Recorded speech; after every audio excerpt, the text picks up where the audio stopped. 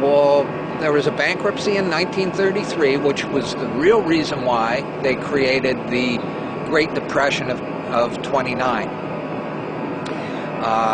To get people to beg for social insurance. Now, here in Canada, we call it social insurance. In the United States, they fought revolutionary wars and they fought civil wars, and they understood that security was a better word. It sounded better to the Americans, and so to sell it to the Americans, they called it social security. But they themselves call it social insurance, and that's what it is. Okay, so now having said that, I'll go back to this document, which you can get from the freedompool.org online. And this was a meeting. Okay, this is what House said. Very soon, every American will be required to register their biological property. That's the birth certificate. They will be required to register their biological property in a national system designed to keep track of the people and that will operate under the ancient system of pledging. By such methodology, we can compel people to submit to our agenda, which will affect our security as a chargeback for our fiat paper currency.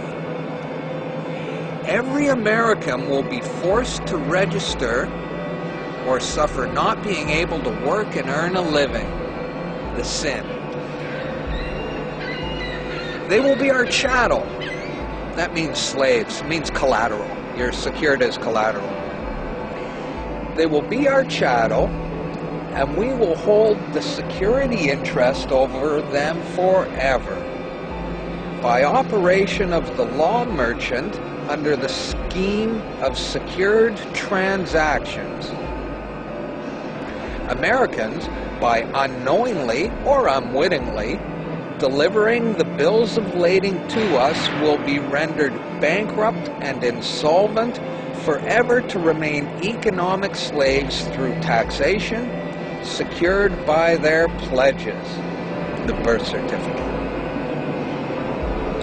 They will be stripped of their rights and given a commercial value designed to make us profit, and they will be none the wiser. For not one man in a million could ever figure out our plans.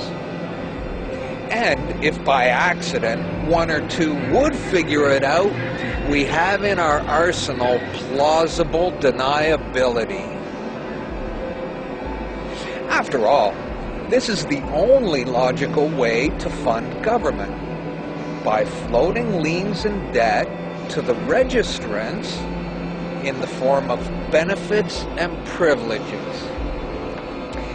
This will inevitably reap us huge profits beyond our wildest expectations and leave every American a contributor to this fraud, which we will call social insurance. Without realizing it, every American will insure us for any loss we may incur in this manner.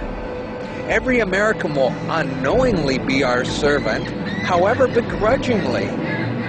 The people will become helpless, and without any hope for their redemption, we will employ the high office of the president of our dummy corporation to foment this plot against America.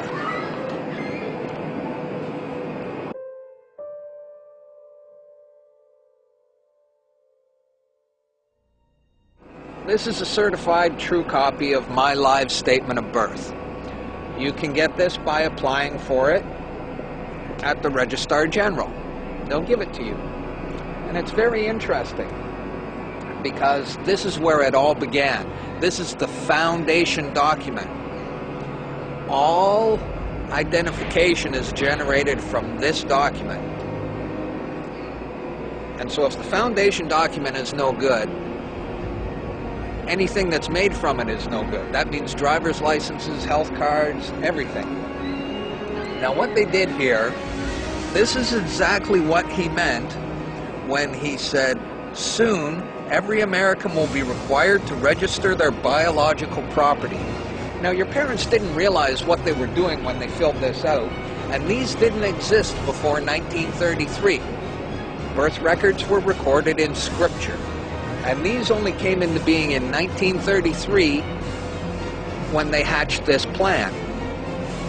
They created a corporate fiction with a name just like yours.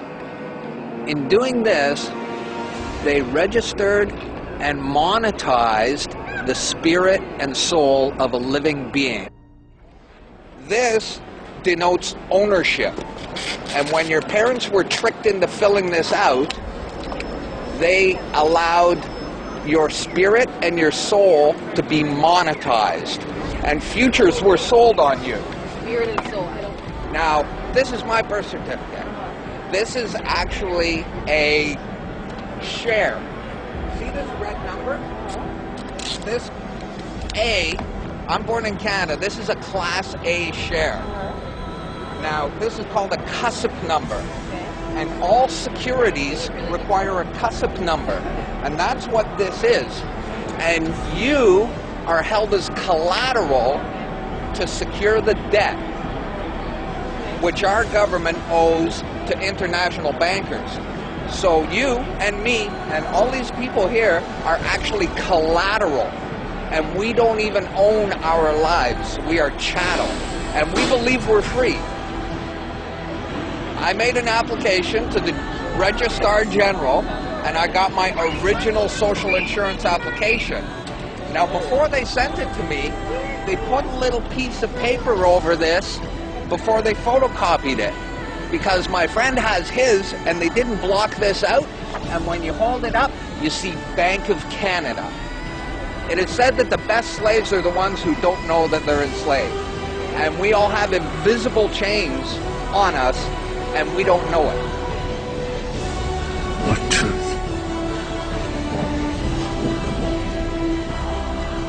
That you are a slave here.